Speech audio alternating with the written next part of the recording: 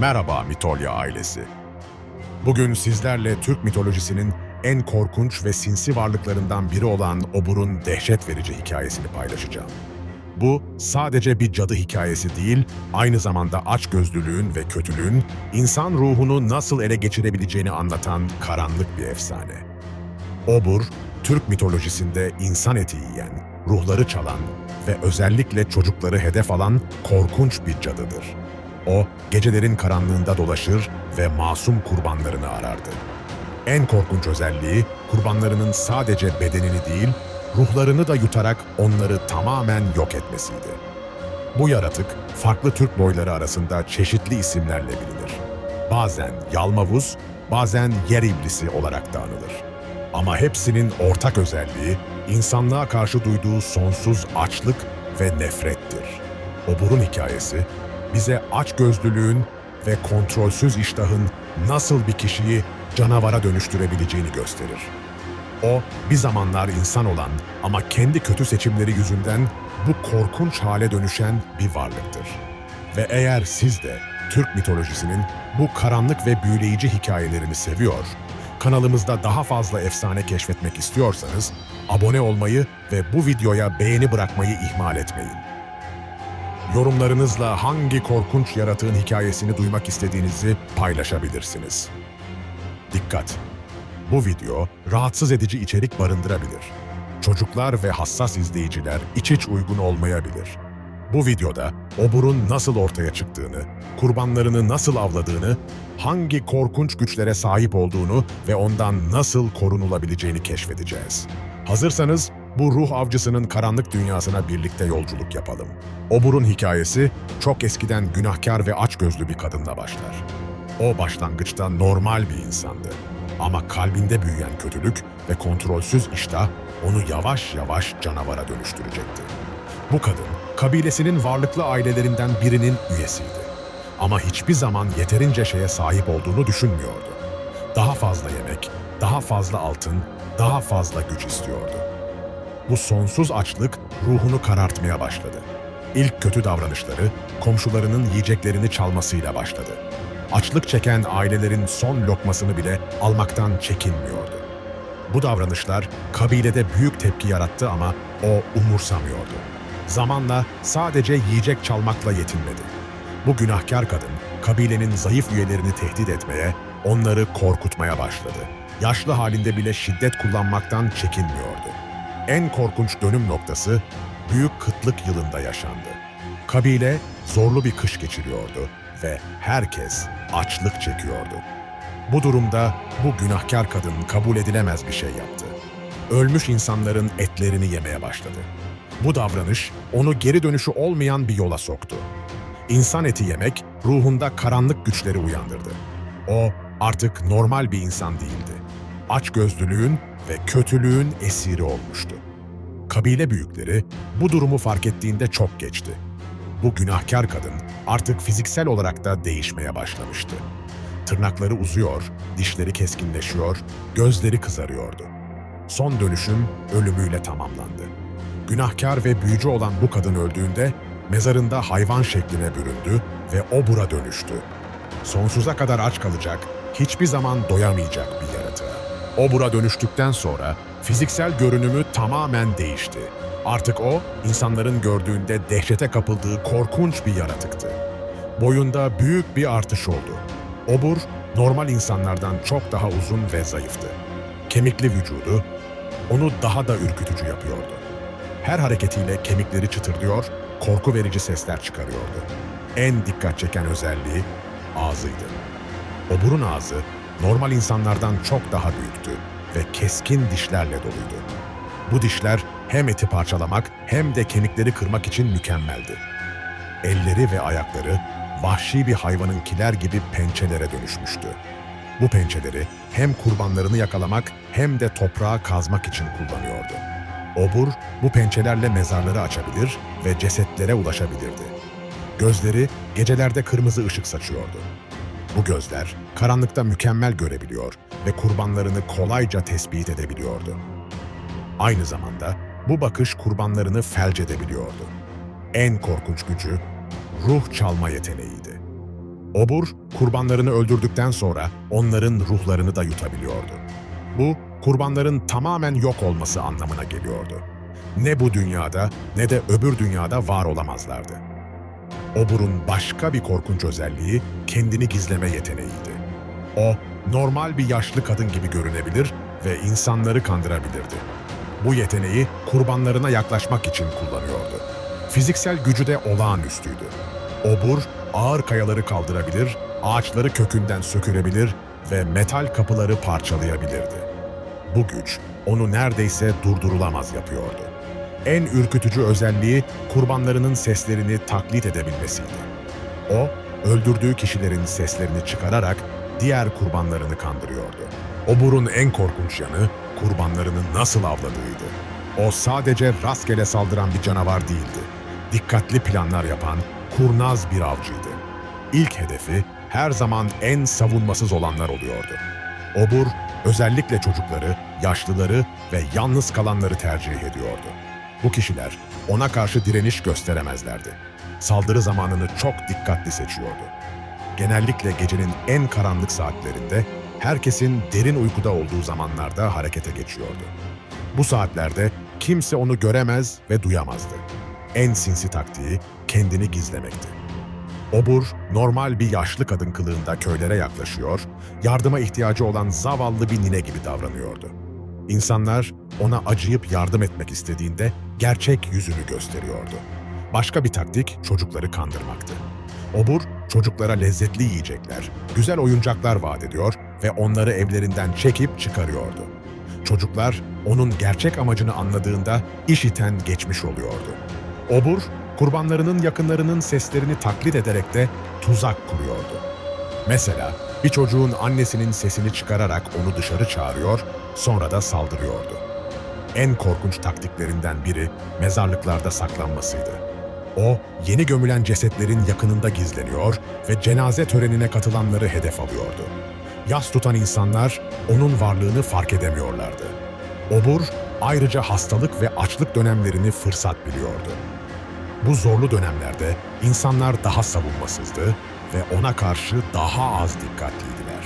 Saldırı anında kurbanlarını hızla felç ediyor ve ses çıkarmalarını engelliyordu. Bu sayede diğer insanlar saldırıyı fark edemiyorlardı. Obur'un pençesine düşen kurbanların yaşadığı deneyim, tarif edilemez derecede korkunçtu.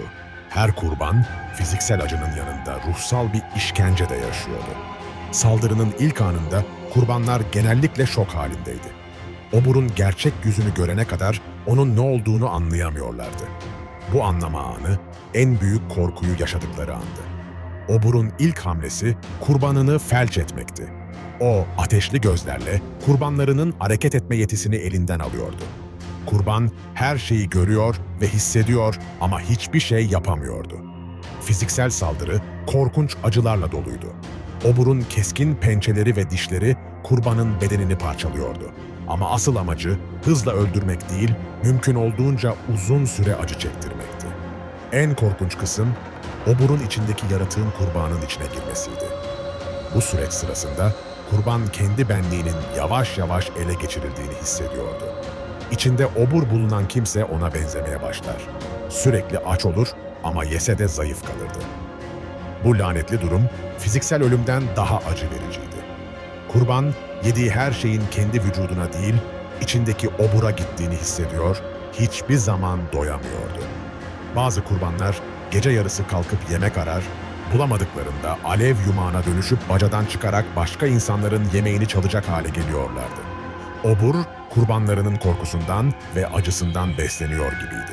Ne kadar korkar ve acı çekerlerse o kadar güçleniyordu. Bu yüzden işkence sürecini uzatıyordu. Ölen kurbanların yakınları onların sadece fiziksel olarak değil, ruhsal olarak da farklılaştığını hissediyorlardı. Bu, aileler için çok acı verici bir durumdu. En trajik olan çocuk kurbanlarının durumuydu. Onlar ne olduğunu tam olarak anlamadan bu lanetli hale geliyorlardı. Bu masumiyet, Obur'un kötülüğünü daha da belirgin yapıyordu. Obur'un terörü karşısında çaresiz kalan halk, zamanla ona karşı koruma yöntemleri geliştirdi. Bu yöntemler, nesillerce aktarılan değerli bilgelikti. İlk korunma yöntemi, evleri korumaktı. Kapı ve pencere eşiklerine tuz serpilir, demir çiviler çakılırdı. Obur, bu kutsal ve koruyucu malzemelerden rahatsız olur, evlere giremezdi. Sarımsak, en etkili koruyuculardan biriydi. Evlerin etrafına sarımsak dizilir, çocukların boyunlarına sarımsak kolyesi takılırdı. Bu koku oburu uzaklaştırıyordu. Gece saatlerinde dışarı çıkmak yasaklanırdı. Özellikle çocuklar güneş battıktan sonra evlerden çıkarılmazdı.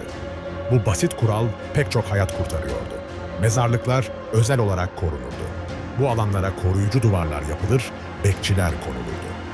Oburun en çok tercih ettiği yerlerden biriydi mezarlıklar. Şamanlar en kapsamlı korumayı sağlıyorlardı. Onlar koruyucu büyüler yapıyor, köyleri belirli özel ritüellerle temizliyorlardı. Bu ritüeller oburun yaklaşmasını engelleyebiliyordu. Toplumsal korumada çok önemliydi.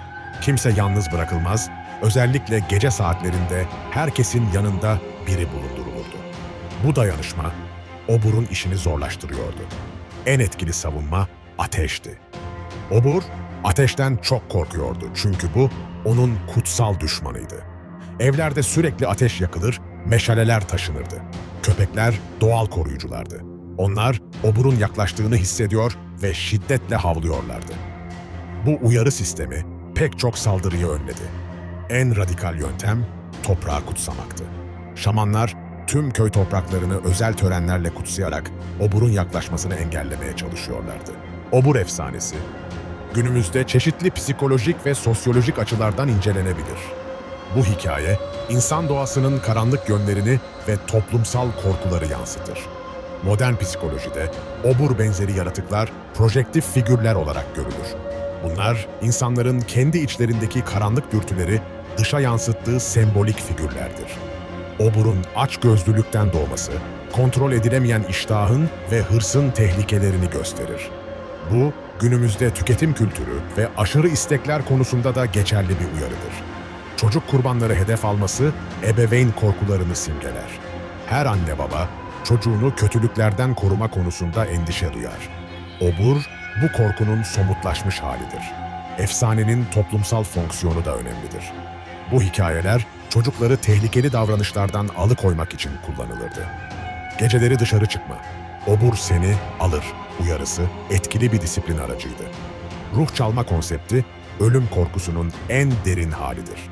Sadece fiziksel ölüm değil, tamamen yok olma korkusu insanlığın en temel korkularından biridir. Oburun dönüşüm hikayesi, kötülüğün doğuştan gelmediğini, seçimlerle şekillendiğini gösterir. Bu, kişisel sorumluluk ve ahlaki seçimler konusunda güçlü bir mesajdır.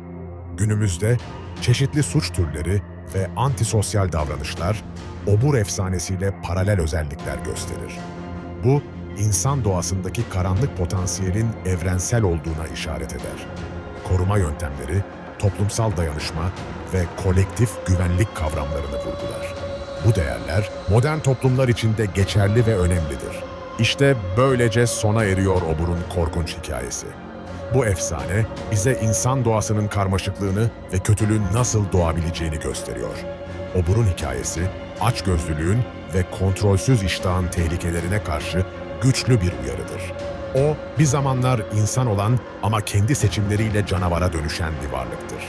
Bu efsanenin en önemli mesajı, kötülüğün doğuştan gelmediğidir.